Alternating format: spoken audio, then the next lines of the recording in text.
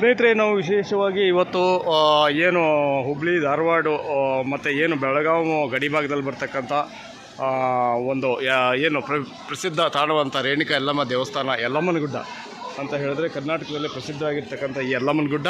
ಈ ಯಲ್ಲಮ್ಮನ ಗುಡ್ಡಕ್ಕೆ ನಾನು ಒಂದು ಈ ಭಾಗದಲ್ಲಿ ಬಂದಾಗ ಈ ಕಡೆ ಒಂದು ದೇವಸ್ಥಾನ ಒಂದು ಭೇಟಿ ಕೊಡೋಣ ಅನ್ನಿಸ್ತು. ಭಾಳ ಚೆನ್ನಾಗಿದೆ, ಭಾಳಷ್ಟು ಜನರು ಇಲ್ಲಿ ನಡೆದಿದ್ದಾರೆ. ನೋಡೋಣ ಬನ್ನಿ ಯಾವ ರೀತಿ ಇದೆ ಇಲ್ಲಿ ಜಾತ್ರಾ ಮಹೋತ್ಸವ. ಪ್ರತಿ ಏನು ಭರತ ಹುಣ್ಣಿಮೆಯಲ್ಲಿ ಆಗ್ತಕ್ಕಂಥ ಈ ಒಂದು ಸಂದರ್ಭದಲ್ಲಿ ಜಾತ್ರೆ ಭಾಳ ಚೆನ್ನಾಗುತ್ತೆ. ಭಾಳಷ್ಟು ಹಿಂದೂ ಭಕ್ತರು ಮತ್ತು ಎಲ್ಲ ಭಾಗಗಳಿಂದ ಈ ಕಡೆ ಬರ್ತಾ ಇರ್ತಾರೆ ಜನಗಳು. ತುಂಬ ಚೆನ್ನಾಗಿದೆ, ನೀವು ಕಾಣ್ತಾ ಇರ್ಬೋದು. ನನಗೆ ಈ ಸಂದರ್ಭದಲ್ಲಿ ಒಂದು ಅವಕಾಶ ಸಿಕ್ತು ಇಲ್ಲಿ ಬರಲಿಕ್ಕೆ, ಒಂದು ದೇವಾಲಯ ನೋಡ್ಕೊಂಡು ಹೋಗೋಣ ಅಂತ ಬಂದೆ. ಭಾಳಷ್ಟು ಜನ ಇಲ್ಲಿದ್ದಾರೆ. ಇಲ್ಲಿ ಏನು ರೇಣುಕಾ ಯಲ್ಲಮ್ಮನ ಮೆರವಣಿಗೆ ಮೂಲಕ ವೃತ್ತವನ್ನು ಮಾಡಿಕೊಂಡು ಆ ದೇವಿಗೆ ಒಂದು ಕಣ್ಣಿಕಾಯಿ ಪೂಜೆಯನ್ನು ಸಲ್ಲಿಸ್ತಕ್ಕಂಥದ್ದು ನೀವು ಕಾಣ್ತಾ ಇರ್ಬೋದು. ಸಾಕಷ್ಟು ಜನ ಬಂದೋಗಿದ್ದಾರೆ. ಈಗ 15 ದಿವಸ ಹಿಂದೆ ಜಾತ್ರೆ ನಡೀತು, ಮತ್ತು ಈಗ ಪರಶುರಾಮನ ಜಯಂತ್ಯೋತ್ಸವ ಕಾರ್ಯಕ್ರಮ ಇದೆ. ನೋಡ್ತಾ ಇರ್ಬೋದು ನೀವು.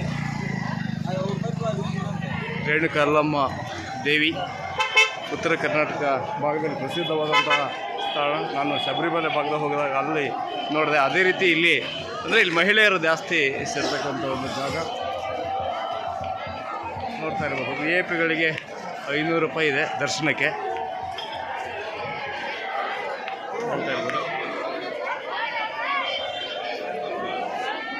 ಪೂಜಾ ಒಂದು ಸಮಯ ಯಾವ ಸಮಯ ಆಗ್ತದೆ ಅಂತ. ಇದು ವಿಶೇಷ ಅಂದರೆ ಇಲ್ಲಿ ಇದು ಸರ್ಕಾರಿ ಇದಕ್ಕೆ ವ್ಯಾಪ್ತಿಗೆ ಒಳಪಟ್ಟಿದೆ. ಸ್ವಚ್ಛತೆ ಸ್ವಲ್ಪ ಮಾಡುವಲ್ಲಿ ಸ್ವಲ್ಪ ಕಷ್ಟ ಆಗ್ಬೋದೇನೋ, ಆದರೂ ಸ್ವಚ್ಛತೆ ಮಾಡಿದರೆ ಇನ್ನೂ ಒಳ್ಳೆಯ ಪ್ರವಾಸಿ ತಾಣ. ಭಾಳ ಚೆನ್ನಾಗಿದೆ. ಈ ಕಡೆ ಬಂದಾಗ ಒಂದು ಹಿಂದೂ ದೇವಾಲಯಕ್ಕೆ ಭೇಟಿ ಮಾಡೋದು ಭಕ್ತರು ಮರಿಬೇಡಿ.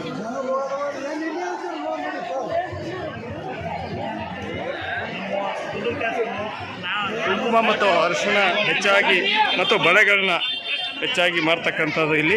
ಆ ದೇವಿಗೆ ಇಷ್ಟವಾದಂತಹ ಬಳೆ ಮತ್ತು ಕುಂಕುಮ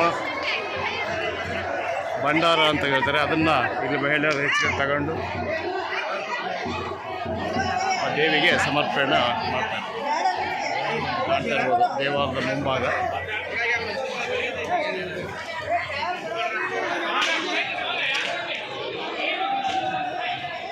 ಪೇಜ್ ಇಷ್ಟ ಆದರೆ ಲೈಕ್ ಮಾಡಿ, ಶೇರ್ ಮಾಡಿ, ಕಮೆಂಟ್ ಮಾಡಿ. ನಮಸ್ಕಾರ.